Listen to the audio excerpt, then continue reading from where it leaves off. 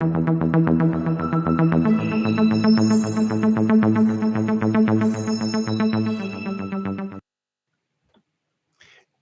we are live. Welcome to another episode of the New York Information Security Meetup. And I have the great pleasure to introduce Frank Angiolelli, who is a managing director for the mSOC, and one of the, is a good friend and one of the most knowledgeable people that I know personally. And I don't know if it carries a lot, a lot of weight, and knows about managing security operations centers. So, Frank, thanks very much for joining me today to the show. Looking forward to having this conversation. How are you doing? I'm doing great, David. Really appreciate the opportunity to chat with you and discuss security operations and incident response. As we know, it's a topic I really love. Yeah, absolutely. You definitely have a passion about that. You and I met, quite a few times in person, and every time that I've spoken with you, my brain went boo, because there's something I did not know about Security Operations Center and the intricate involvement in enterprise and the interaction between the enterprise and the SOC. So before we get started, I love to ask this question. How did you get started in cybersecurity? What was your path? So my path, I started as a programmer on my own, and then I got into computer hardware repair way back in the day. We're talking, Windows 3.1. And then I started doing networking. And once I moved on to networking, I started discovering bad things and investigating them. And it turned out that was what threat hunting and security operations is called now. And I started writing snort signatures, and this is way back in the day, around 2000, 2001 type area. Do you still have the floppies for the Windows 3.1 somewhere in the office? I have video games for a Commodore C64 on disk, 5.25-inch floppy. I thought I'd ask. I knew you were probably going to say yes. So, by the way, this conversation is totally unscripted. So anything I tackle Frank with, just it's live, unscripted, and he's doing a great job in answering these. So, what made you? Were you always that curious in terms of like taking things apart? It sounds like you were kind of like tinkering in the early days, which is really impressive because there were not YouTube videos on how-tos and all that stuff. Everything had to be learned basically from scratch, or logging into some BBS, if people still recall that, and trying to uncover how to do these things. It was very difficult back then. That's right. There was very little available for tools. There really were no instructionals, and so you had to develop it on your own and poke into things. Even the documentation that existed for what it would be and forensically how to analyze it just didn't exist. So a lot of creativity, a lot of trial and error. And ultimately, I think that served me pretty well because I get dropped into situations doing an incident response where nothing exists. We have to build. And so I've got some practice doing that. And I'll make you laugh. The first time I did packet inspection, there really wasn't a good way to view it. And I ended up printing a session. This is really a long time ago, Windows NT days, printing a session and sitting down and reading through it and highlighting it, making notes. Before any tools existed, I wanted to understand it. And, people may ask, like, what's the passion? What charged me? Well, if a virus got on one of these systems, I absolutely wanted to know exactly how it got on there, mostly because that's my system. Why did you get to run something on it? I want to know. So I want to stop you.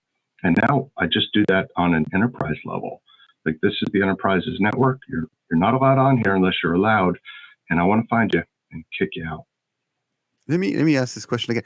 Were you printed like a whole session on a dot? I'm assuming it was a dot matrix printer. I think it was one laser printers. This is like the old HP4Js with the big wide connectors. How many pages were those? It was like this thick, David. And I went to a local bar which served a really good chicken parmesan. That's exactly how you get me to go somewhere. And I ordered a chicken parm and a Bacardi and Coke, and I sat down. I flipped through because I wanted to sit down and study it. I really wanted to understand exactly what it was doing. And that was the only real tool available at that moment. And after that, I understood it so well that you could bring it up on screen, you could output it in 20 different ways. And I understood what it was. It's almost like you don't know what you don't know. And as you research through it, you get to know it better and faster. And then you know what tools you need, and you understand how to do it. It's like that unconscious competence you sort of build up to over time. Do you think that the kind of the new up and coming generation of threat analysts or whatever, they are spoiled, so they have all those tools, as you mentioned, because they don't have to do what you did. They don't have to eat the chicken parm necessarily to do all the work that they're doing. But what's your take on it? Is it because in the fact that you had to do it by hand, and I've noticed that some programmer jobs require you to, for example, write a program just using a pen and paper, right? So to have that old school mentality, we can actually do this. Do you think to be able to do that in the early days allowed you to have that proficiency and insight that today's analysts don't have, just because they're kind of being lazy but pampered by all these tools available to them? That's a really excellent question. I'll tell you, as I go around the country training SOC analysts or interfacing with their teams, one of the big things that I do help them through is when they say, we can't do that until we have X, whatever X is, name it. And I'm happy to show them how they can. And what's really powerful about that comes from a message my pastor used to say to me every Sunday in his homilies. He would say, the easy way is the hard way, and the hard way is the easy way. Meaning, if you can get the data before you have the tools, then you know exactly what you need from the tool. So many times we work with vendors and they'll say, this is what our tool does, and you look at it. When we do that and we work with clients to help mature them, we say, this is the features from a tool that you need. Let's go find the right tool. And that's a much more powerful discussion, particularly from a business standpoint and ROI. And if you can teach an analyst to do that and think about it that way, you can grow them straight on a path towards being unburdened by the need of a tool, that precursor, and to overcome those hurdles. It's really powerful when you do it. Yeah, it's almost reminds you of the Karate Kid movie, like where they have to overcome. You have to. I mean, seriously, in all the seriousness, they have that impact. That training, that basic training to understand it and then apply that in the higher level is key. And I'm assuming that philosophy you have from inception, from the early days, still exists today. So maybe, how did you? I'll ask you the next question. How would that? How would you become a business owner? Like, I mean, you were serving, helping companies, assisting them with the kind of the security operations centers and incident response and so on. And then you decided to basically open up, jump into the deep end and open up your own business. Maybe talk to me about that journey, if you can. Absolutely. Marianne Williams has a great expression: do what you love and the money will follow. And I did computer repair for about 3 years, and I left that job and I said, I want to think about what I want to do. And people started calling me, Frank, can you come? We want you. We want you to do this work. Okay. And then in security, I'd have a conversation with somebody and they would say, I got this problem, X, Y, Z, and I'd start talking about it.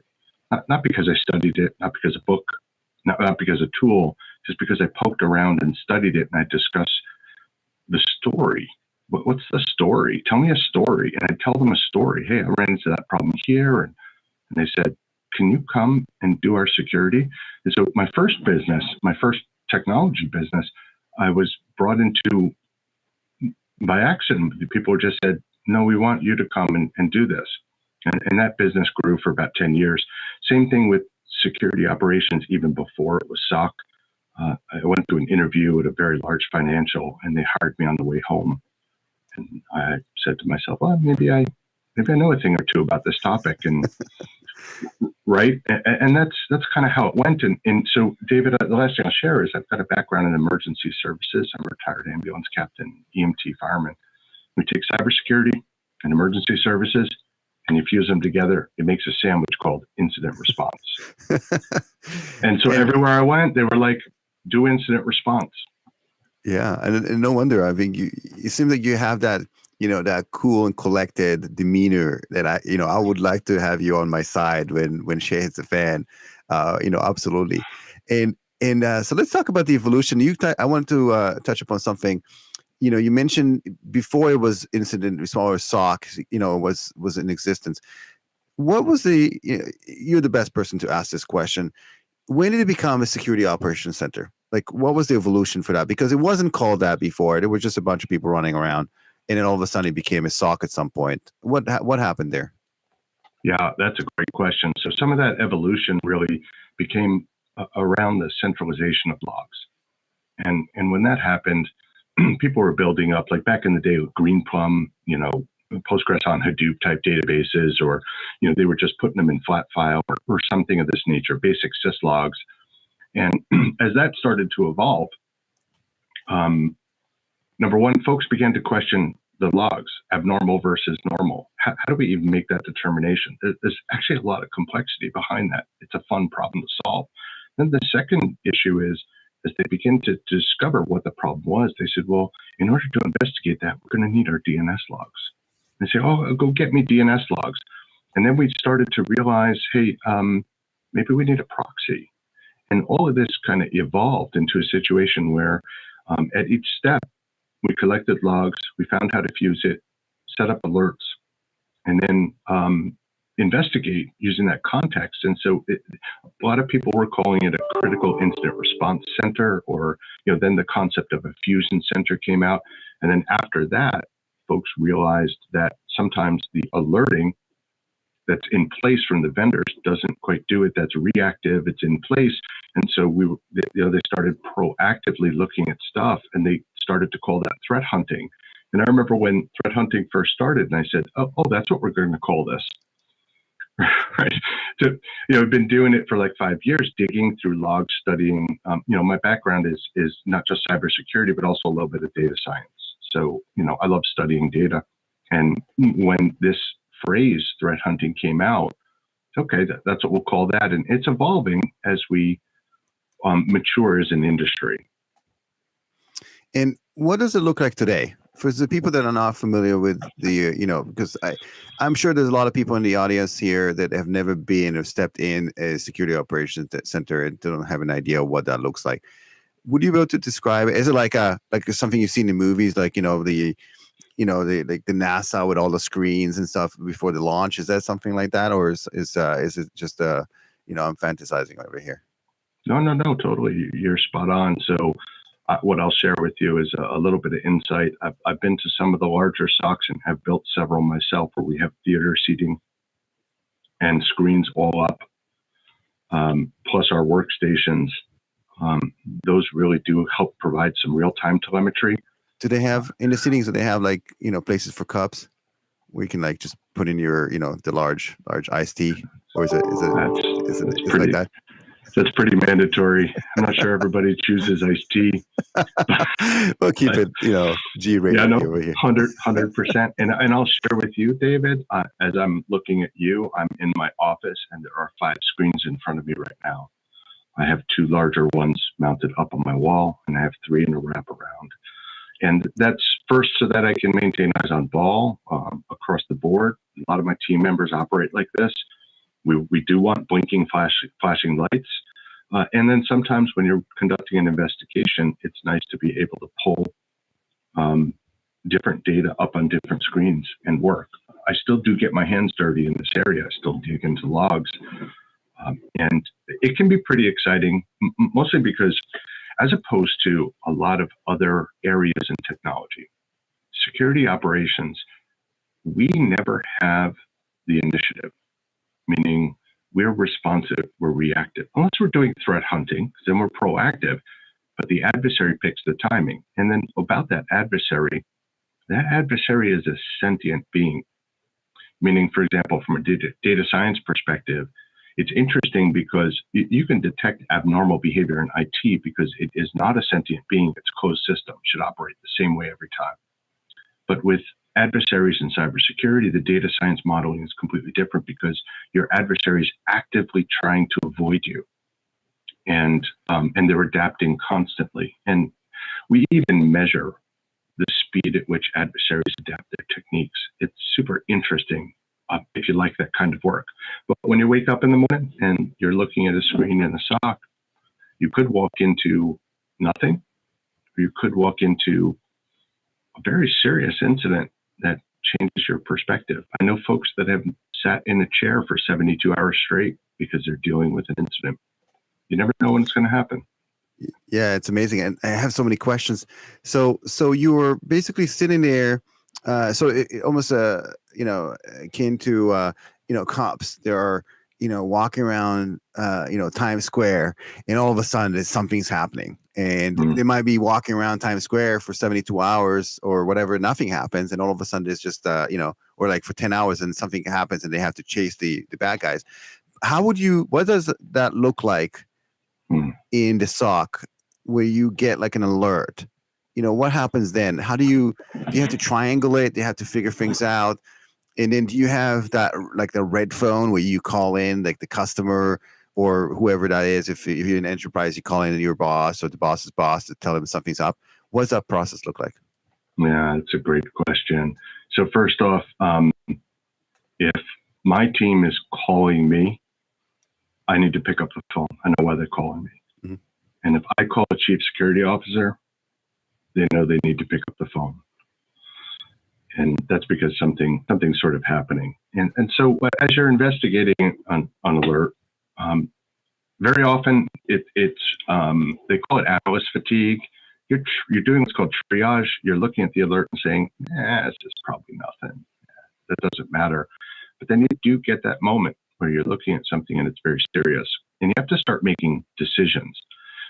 There's a lot of technology to support us, but ultimately it's an analyst's decision. You're looking at something and saying, this is so serious, I need to take action right now, or this is so serious, I need to investigate further. And then you're making decisions. You can correlate data automatically. You can synthesize data through source, but when you're looking at a serious adversary, it's the analyst that's going to make the decision and say, I need to quarantine this system immediately. David, we've had ransomware outbreaks come out on a Friday afternoon, and we have to knock them down in minutes. Otherwise, it gets really bad.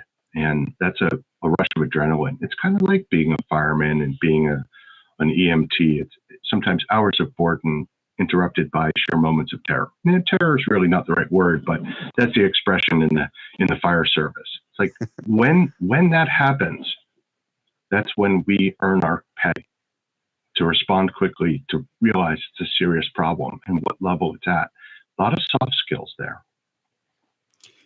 And are you under fear of crying wolf sometimes where, you're going to, we're in doubt whether you should alert or not?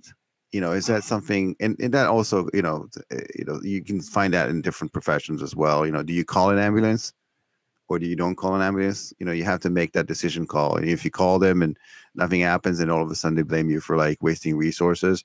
Is this also the case here? Yeah, completely. So if, one of the big problems in the industry is people are drowning in data and producing too much noise. And so one of the primary focuses, the mission of mSOC, as we go, is accuracy.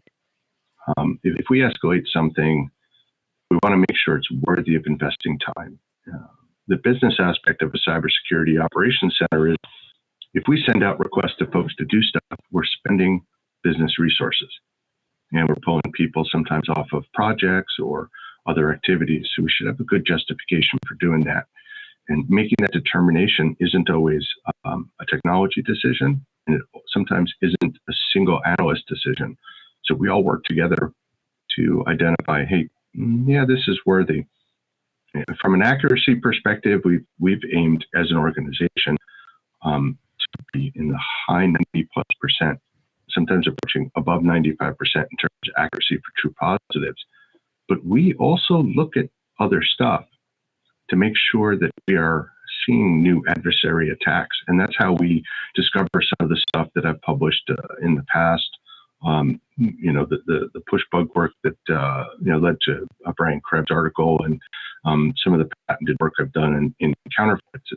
We want to be able to look broad enough, be accurate enough, but not pull a fire alarm and walk down the hall with a drum, beating everybody up.